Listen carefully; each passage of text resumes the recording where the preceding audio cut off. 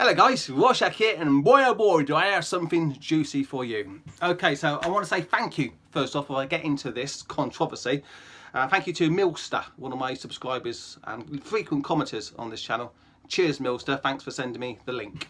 Okay, so he sent me a link to geektyrant.com and a story, which I'll leave it down below. I'll leave the link to the article down below. A story titled "The latest Darth Vader comic, Vader Dark Visions, is stirring up some controversy again." So Milster asked me to purchase the book and review it here on my channel. I've just been to the local comic book store and I've got myself a copy. Whoa, whoa, whoa. This is juicy, glorious stuff. Okay, so what's going on in Darth Vader Dark Visions is we've got a obsessive young lady who's fantasizing about basically sleeping with the boss. Darth Vader's her boss. She's working on the Death Star, right? So that's the situation, and she's seen something that is not there. She's spiraling into schoolgirl romantic fantasy territory. Okay, the article I'm looking at right now, I don't go on Twitter anymore. I'm seeing the writer of the book, Dennis Hallam. Oh, I always thought his name was Hopeless because, well, that's what his name is on the comic book. But apparently, yeah, his name is Dennis Hallam, and he's put Hopeless in the middle of his name, which is very telling, actually. It's very, very beta, isn't it? Very, very soy. It's almost like he's apologising for his own existence. Oh, he's on the left, he's white. I guess he's feeling pretty bad about himself. So he's responding to various ladies, fangirls on Twitter, with grovelling apologies. And he's also saying things that are not true about the comic book. One of his replies here, right, he's replying to a girl called Katie, and her comment was this: "Please, please, please read my thread about the comic and how it takes a lot of tropes beloved by fangirls and portrays them in a less than flattering light. I would sincerely and honestly appreciate it." So she's not happy that fangirls are portrayed in a less than flattering light. How can you have exciting, unpredictable stories if there's a certain protected class in the stories? Like, you can never say anything bad about fangirls, right?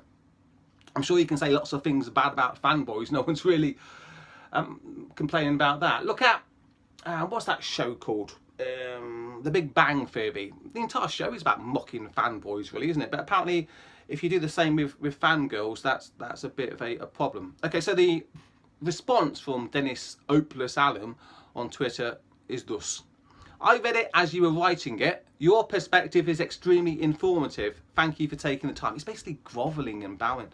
"I will say I don't think our medic is silly or crazy at all." No, she definitely is silly and crazy. "In my mind, she is the heroine of the story." Is she? "It was not at all our intention to mock her or anyone else." I actually believe that, the last statement. But let's do a quick review of the book then and see if this lady is the heroine of the story, shall we? Okay then. Tall, dark and handsome. You can see the direction that this story is going in already. And it's from this lady's point of view. Here she is. She's portrayed, see there, in it's like some sort of tracksuit or something, as slightly dumpy, slightly geeky, not attractive, not sexually confident. Okay, and she's got a menial job on the Death Star, and she is fantasizing about an imaginary relationship with Darth Vader. Why would she be doing that? Well, because females are naturally hypergamous, and the man with all the power on the Death Star is Darth Vader. And this is pretty funny. This is into the fangirl's mind, into the lady's mind here. This is how she sees the relationship, and this is how it actually is, with Darth Vader just ignoring her there. So this is pretty funny stuff. And again, it's all from her point of view. And what she's doing here, she's like a clean-up girl, almost like a cleaner. She's like scrubbing the table after Darth Vader gets fixed up after battle, and she's collecting bits of goo and bits of machinery and yuck. There we go. Stuff that has been taken out of Darth Vader perhaps after he gets fixed up, and it's kind of gross. but she's a crazy lady. She's crazy obsessed. She's obsessed with the tall, dark, and is he handsome? I don't know. The handsome thing's not really important. He's powerful. That's the important issue here. How does that old saying go? That all ladies love a fascist? Adolf Hitler, right, was very popular with the middle class ladies in Germany in the 1930s and 1940s. Why? Because he was a powerful alpha male, like Darth Vader. So the left obviously are not big fans of powerful alpha males because, well, Dennis Hallam has called himself hopeless. He's volunteered the hopeless in the middle of his name.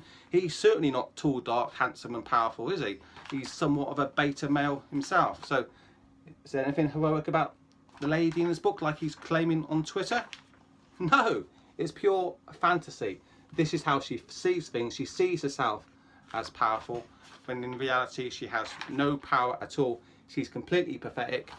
And I'll do a spoiler now at the end of the book. This is what Darth Vader really thinks of her. That she's nothing. What does he call her at the end? Come get this garbage out of my quarters. Not a heroine. Very, very pathetic. So what Dennis Hopeless is saying on Twitter is not true. But I tell you what, it's pretty funny to see him try to explain himself. And it's pretty funny seeing history repeat itself.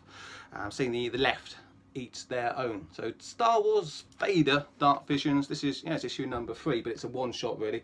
It's a must-buy comic book because it's showing you a truth about female hypergamy, and it's just hilarious seeing Dennis Hopeless writing a story, him being on the left, that he thought would amuse the readers, and then see himself embroiled in a controversy because he's on the left, and the left are, big problem today. They are not really in favour of freedom of speech. They've got certain groups, protected groups, that you can't even criticise in fictional stories like this. So very fascinating stuff indeed. So thanks, Milster, for that.